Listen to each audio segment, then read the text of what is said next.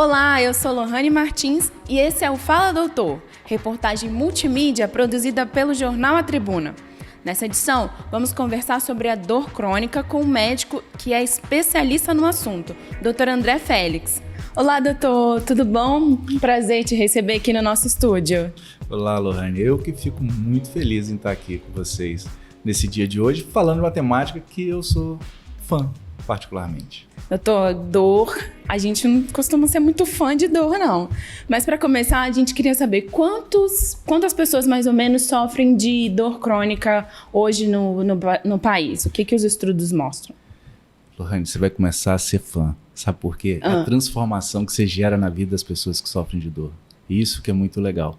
Falando da dor crônica, na porcentagem que sofre a população, nós temos aí, de um modo geral, em torno de 30% a 40% da população sofre com algum tipo de dor crônica. O que é uma dor crônica? É uma dor que perdura por um período superior a 3 meses. Então, numa população geral, 30% a 40% tem dor há mais de 3 meses. E isso é uma dor crônica que, por si só, já é uma doença. E a gente costuma se acostumar, né, com essa dor, assim, com 3 meses, ela ali, a gente acaba se acostumando, né? Tem perigo nisso? Tem. Eu digo que tem porque tudo que começa, todo monstro, ele não nasce monstro, ele nasce pequenininho. Então, uma dor, para ela se tornar incapacitante, ela não vai, de um modo geral, nem sempre ela surge de uma maneira incapacitante. Ela surge com uma dorzinha no ombro, quando você vai fazer um movimento. Isso vai perdurando e vai acometendo mais estruturas e essa dor vai ampliando a sua significância na vida da pessoa. Então, daqui a pouco, ela não é mais só ao fazer o movimento. Parado já começa a doer. Então, ela vai ganhando mais espaço. Ela começa pequenininha e vai ampliando. Obviamente, não para todos os tipos de dores. Algumas dores se surgem em crises. Por exemplo, uma dor na coluna lombar, muitas vezes a pessoa nunca teve dor nenhuma e ela surgiu em crise, incapacitando que ela não aguenta fazer movimentos. Aí você vai tomar medidas para sair da crise, né, e tratar. E quando você fala incapacitante, doutor, o que significa isso? A gente não consegue fazer o quê, por exemplo, com essa dor incapacitante? Incapacitante é que tira uma capacidade. Por exemplo, se uma dor tira uma capacidade laboral de trabalhar, ela se torna uma dor incapacitante. Se ela tira uma capacidade, por exemplo, dos afazeres domésticos, ela incapacita para os afazeres domésticos. De um modo geral, a gente mensura isso. Lógico, a dor ela é subjetiva, cada pessoa tem a sua dor. Cada pessoa que sente uma dor, ela vai colocar aquilo na vida dela de um determinado tamanho, né? E respeitando a individualidade, tem pessoas que vão ter dores menores, vamos colocar assim, mas aquilo já é suficiente para incapacitar a vida dela. E que deve trazer a mesma preocupação terapêutica do que qualquer outra dor. Afinal, é uma vida que está tendo uma vida limitada devido ao seu quadro álgico. E quando que a gente deve, então, se preocupar com essa dor e procurar um médico? Eu adoro essa pergunta. A dor, ela é essencial para a vida. É mesmo? Existem umas síndromes que as pessoas não têm dor. Isso parece ser até bom, né? Nunca vai ter uma experiência negativa, nunca vai doer. Só que, entretanto, a dor, ela é um sinal de alerta que tem algo de errado. Por exemplo, você está caminhando, você pisa num prego. Se você não sentir dor nenhuma, aquele prego vai ficando ali, vai infectando, vai piorando. Então a dor fala, opa, tira o pé daí, vai cuidar, porque você precisa, está tendo alguma coisa que te gera risco de vida, vamos colocar assim. Começou uma dor no abdômen, no abdômen, na parte direita lá embaixo, e começou a dar uma febrezinha, opa, eu preciso procurar um médico, posso estar tendo um apendicite. Se você não tem dor, você não procura. Então a dor ela é um sinal de alarme, um sinal de alerta que precisa de ajuda. Qual é o problema? Essa dor, ela te mantém vivo, ela te mostra que tem alguma coisa de errado, ela te mostra que tem alguma ameaça, ela é muito importante para a sobrevivência.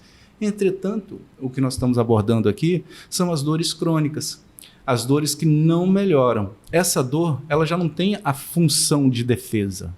Ela já se torna um problema de doença mesmo. A dor crônica, por si só, é uma doença. E o tratamento da dor crônica ele já é totalmente diferente de uma dor aguda. O tratamento de quem torceu o pé, e que você vai botar gelo, tomar um anti-inflamatório, um analgésico, e a tendência é que isso sare, é diferente de quem torceu o pé 1 ano e continua com a dor.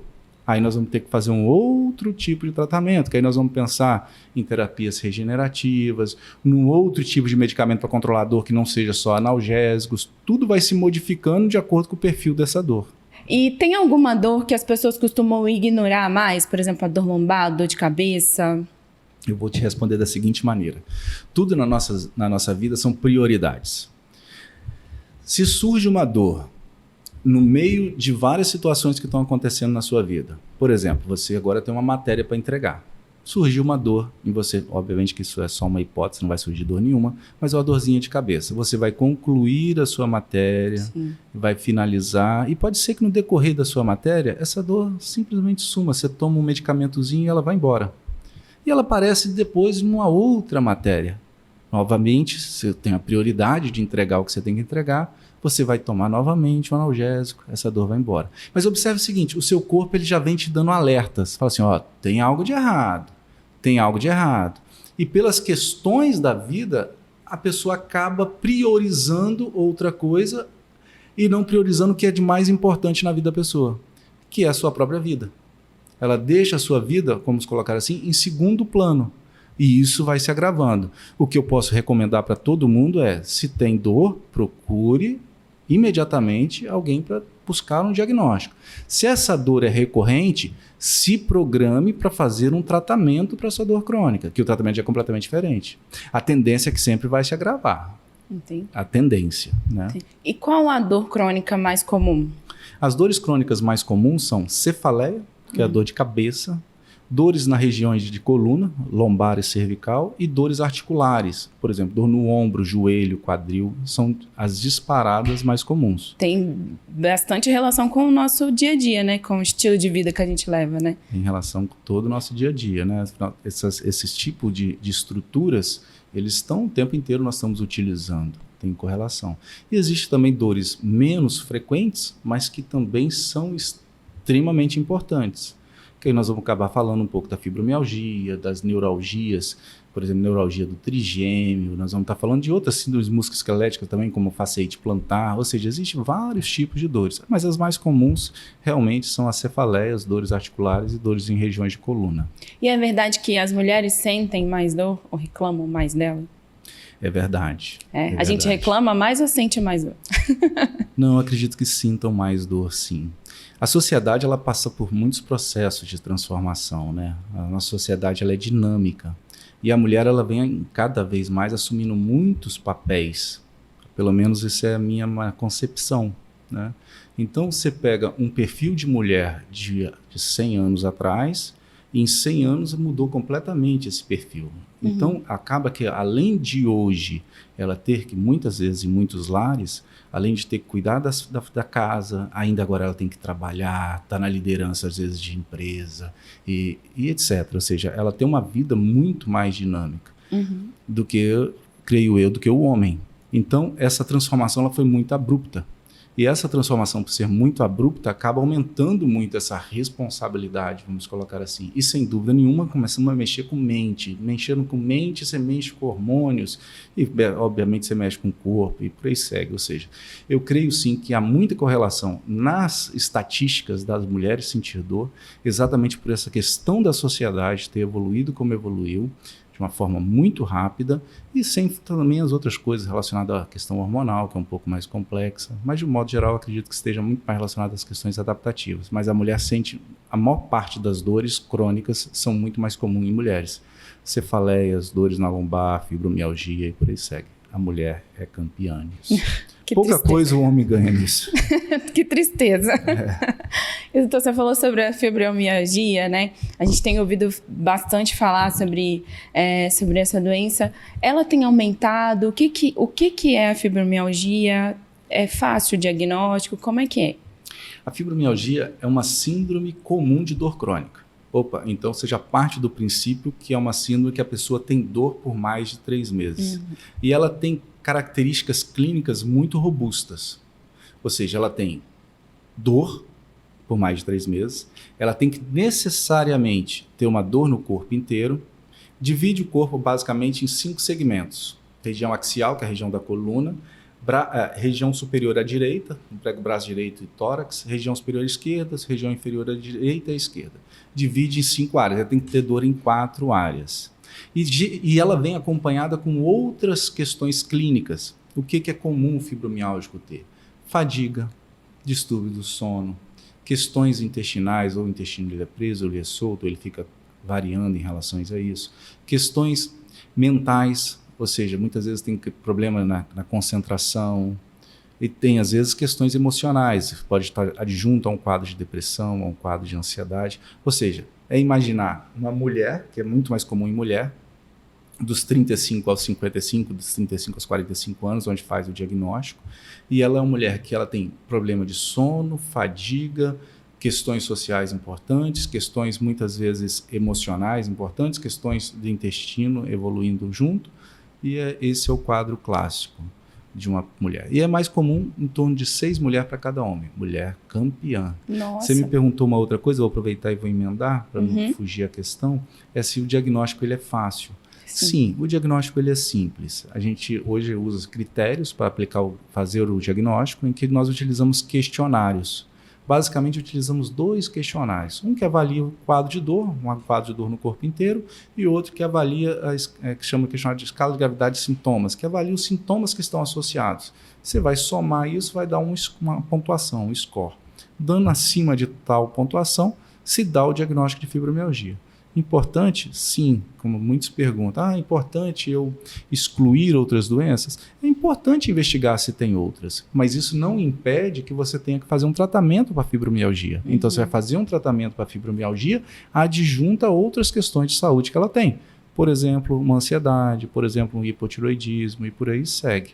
O grande problema você me perguntou se está sendo mais comum o diagnóstico, se está aumentando. Eu não consigo te falar se está aumentando, se está incidindo mais na população. Entretanto, os diagnósticos estão sendo feitos com mais facilidades, com mais comum ser feito o diagnóstico. Porque antes, a fibromialgia era esquecida. Quando chegava o paciente falando que tinha dor no corpo inteiro, você fazia os exames dessa pessoa e não tinha nada alterado, o que era comum de se falar? Você não tem nada, isso é coisa da sua cabeça. Muitos escutaram isso. E isso o que acontece? Tarda o diagnóstico, tarda o tratamento e gera muito mais problemas consequentemente. Ou seja, é importante, eu acredito que está sendo feito o diagnóstico com mais rapidez, instituindo o tratamento com mais rapidez, o que aumenta muito a eficácia. Quanto mais cedo eu trato um problema, menor são as consequências desse problema. Doutor, sobre os tratamentos, assim, o que a gente pode colocar sobre tratamento de dor, de forma geral, dor crônica? O que temos de novidade hoje? Eu costumo dizer, e a gente até conversa muito, né, nas oportunidades de entrevista, sempre a gente vai pelo mesmo caminho. A base de tudo é cuidar da saúde. Por melhor que seja a técnica até hoje que surgiu, por melhor que seja o que a indústria farmacêutica trouxe, se a saúde ela não está sendo bem cuidada, acaba que as ferramentas que o próprio indivíduo tem para fazer a sua condição de cura, ela está deteriorada. Então, com medicamentos e algumas ferramentas técnicas, você tende simplesmente a controlar a dor para aquele momento. Se eu penso em uma melhora a longo prazo, eu vou abrir mão sim de algumas coisas. Eu preciso, por partes, o medicamento. Medicamento para quê?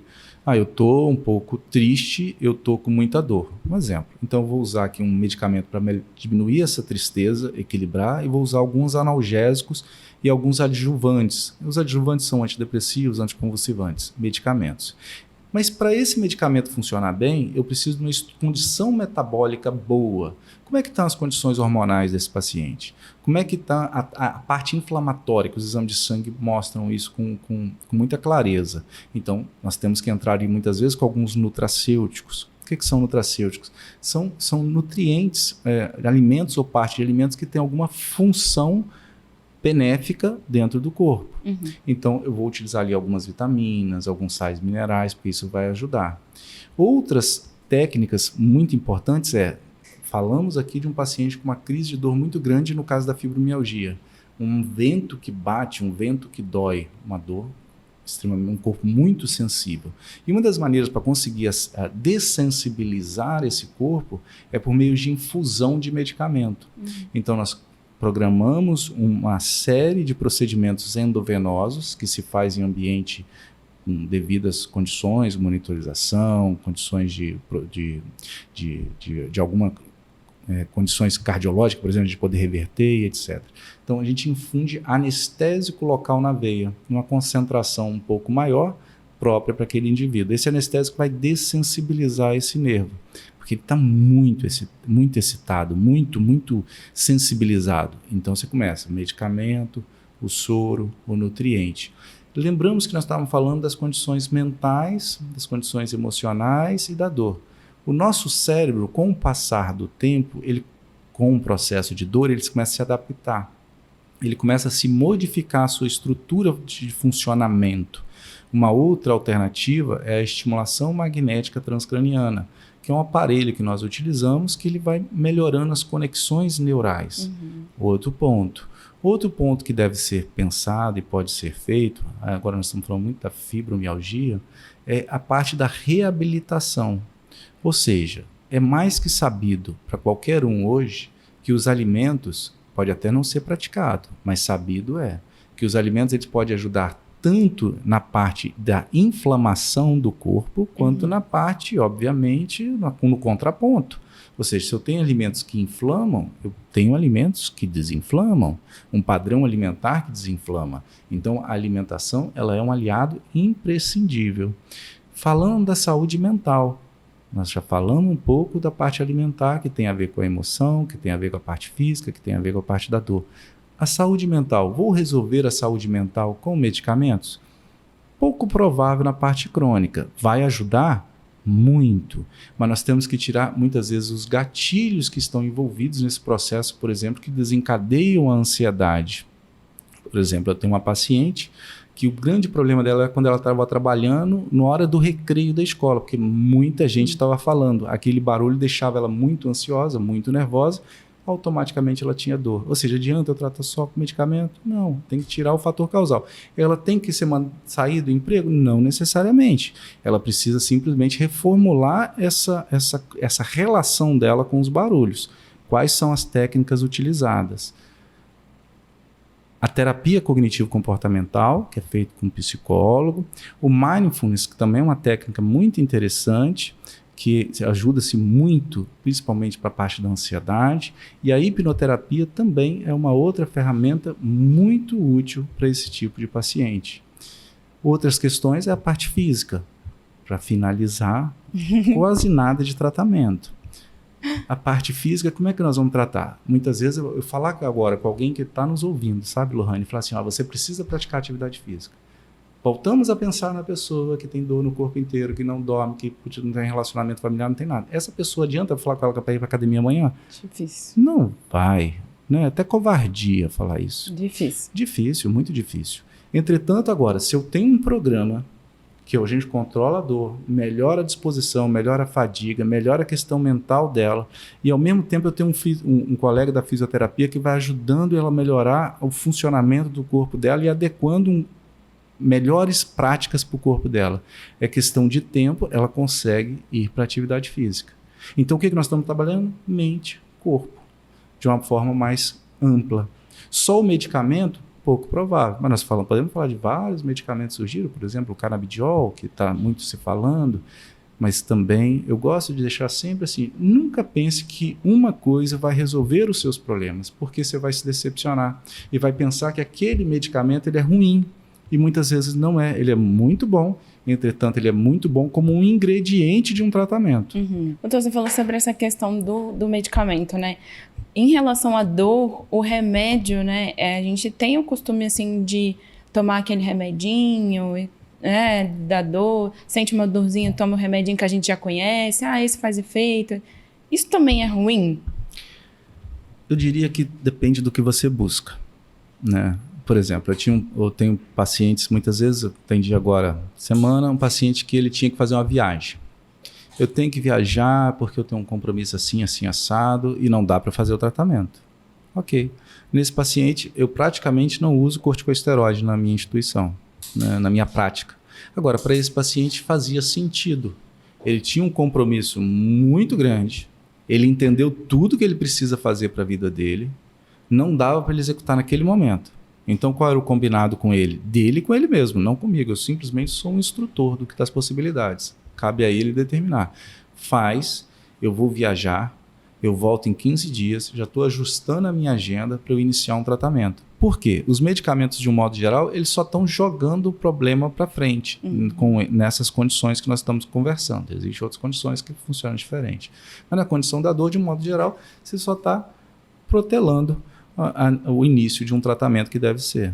Existe o problema simples, que ele acaba te deixando sempre naquela condição. Você sempre vai estar fazendo um loop, você sempre vai estar voltando para o quadro de dor, nos quadros de dores crônicas. E acaba levando a um vício também, né? De estar tomando sempre um remédio. Existe sim os vícios na questões da dor, principalmente relacionados a opioides, mas de um modo geral é muito mais mito do que real. Existe e é preocupante. Existe vício sim. Mas de um modo geral a pessoa faz o uso para ter o alívio da dor. Eu faço uso do que eu tenho na minha frente para poder aliviar do meu sofrimento naquele momento, para poder executar alguma atividade. É preocupante? Sim. Você está fazendo bem para você? Não, você está fazendo mal para você. De um modo geral, sim. Agora, você precisa parar, sentar e fazer um programa do seu tratamento. Isso é só para fibromialgia? Óbvio que não. É para qualquer dor. Então, para a gente resumir aqui a nossa conversa, doutor, não podemos ignorar, né, a dor, assim, não dá para ficar postergando, tem que colocar prioridade, como você falou, né? Ô, Lorraine, a gente não pode ignorar quase nada na nossa vida que nos faz mal. Se tem alguma coisa nos fazendo mal, a gente não pode ignorar, porque esse mal vai crescer. A dor é só mais uma das condições negativas que existem. E se você ignora a sua dor, ela vai crescer. Eu desconheço até então a possibilidade de dores crônicas regredirem de forma espontânea. E muitas vezes o que é passado acaba piorando. Por exemplo, eu tenho uma dor no meu joelho. Escuta que fala, então você não vai fazer mais exercício físico. É verdade, quando eu não faço mais exercício físico, a minha dor no joelho não dói. Beleza, parou de fazer o exercício físico. Legal, vai funcionar por uns 2, 3, 4 meses. Mas daqui a pouco dói até sem fazer exercício físico. E qual é o problema de ter ficado sem fazer o exercício físico? Começa a gerar um monte de outro problema. Aí começa ganho de peso, questões emocionais envolvidas, começa problemas cardiológicos, problemas metabólicos, ou seja, um monte de coisa. Tem dor, tem qualquer problema, tristeza que nunca melhora, preocupação que nunca passa, fobias, etc. Tem que procurar ajuda. Né? Tem que procurar ajuda caso queira melhorar de verdade. Nós temos dentro de nós o livre-arbítrio, né? Não sou eu quem sou eu para falar que você tem que procurar ajuda, mas querendo melhorar a sua condição verdadeiramente, você necessariamente precisa de ajuda para estruturar um tratamento muito como você precisa. Aí é possível sim. Muito obrigada, doutor, pela entrevista, pelo esclarecimento aí sobre a dor. Tem mais alguma coisa que você gostaria de falar, de deixar algum recado? Eu tenho uma coisa para falar. Uma oportunidade, inclusive você está convidado. Tá legal. Preciso falar. Eu preciso falar porque é uma oportunidade para quem está em casa. Hoje a Relivium, ela é um hospital-dia especializado em dor. Entretanto, é particular e nem todo mundo tem acesso verdadeiramente ao que ali é feito. Isso é entendido. Entretanto, no dia 11, sábado agora, vai ter um evento 100% gratuito na Praia da Guarderia, na Enseada. Praia do Canto. Na Praia do Canto, exatamente. E o que vai ser feito ali? Exatamente as práticas não medicamentosas. É um evento para fibromialgia, mas serve para qualquer paciente com dor crônica. Para estar sendo ensinado ali, Lorraine, quais são os alimentos que pioram ou que melhoram a vida dele. Vai ser ensinado ali, por exemplo, como fazer o mindfulness, que é uma técnica fantástica para controle de ansiedade. Você vai sair dali aprendendo. Vai ter momentos ali, inclusive, de ver como é bom utilizar técnicas como o aterramento, que é você colocar o pé numa areia, por exemplo, que as pessoas não costumam fazer isso, apesar de morar aqui pertinho da praia. Verdade. E como isso equilibra a nossa energia. Eu tenho certeza que qualquer um agora, quando lembrar que esteve na praia e botou o pé na areia, automaticamente já se sente melhor. E são medidas simples. Vai estar sendo falado também de outras práticas, como a hipnoterapia. Nós vamos estar falando algumas coisas e colocando as pessoas para poder aproveitar muito bem, com uma sensação muito gostosa para sua mente. E o mais legal também vai ter uma canoagem, que vai ser a canoagem roxa do Fevereiro Roxo. Então vai ter várias canoas e todos podem praticar a canoagem. Aí eu falo assim, não, mas eu não aguento remar. Não tem problema não, vai ter lá umas pessoas que estão bem acostumadas, baixo, forte para puxar a gente. Então essa mensagem que eu deixo, que é uma oportunidade para quem está em casa. Eu sei que as inscrições já acabaram, mas tem ainda a oportunidade de estar presente no evento. O evento é aberto. E ali você vai estar aprendendo muita coisa que vai transformar a sua vida, né? A vida das pessoas que querem transformar. Ok, muito obrigada, doutor. Foi um prazer, esclarecimentos ótimos. E obrigada pela sua presença aqui no nosso estúdio. Ô, Lohane, eu que fico muito feliz. E eu tô tendo aqui, pessoal, a oportunidade de conhecer a Lohane pessoalmente, que alegria, vocês não fazem ideia. Meu coração tá... que é uma alegria muito grande. Que a gente já conversa há muito tempo, né, doutor Sobridor? A gente bate muito papo pelo telefone. Pelo telefone. Um prazer, muito obrigado a você, muito obrigado à Tribuna por ter cedido o espaço. Fico muito feliz de estar aqui falando dessa temática que eu tenho certeza que vai poder transformar a vida de muitas pessoas. Obrigada. Esse foi o Fala Doutor, uma reportagem multimídia produzida pelo jornal A Tribuna. E esse episódio está disponível na versão impressa de A Tribuna, no nosso canal do YouTube e nos principais tocadores de podcast.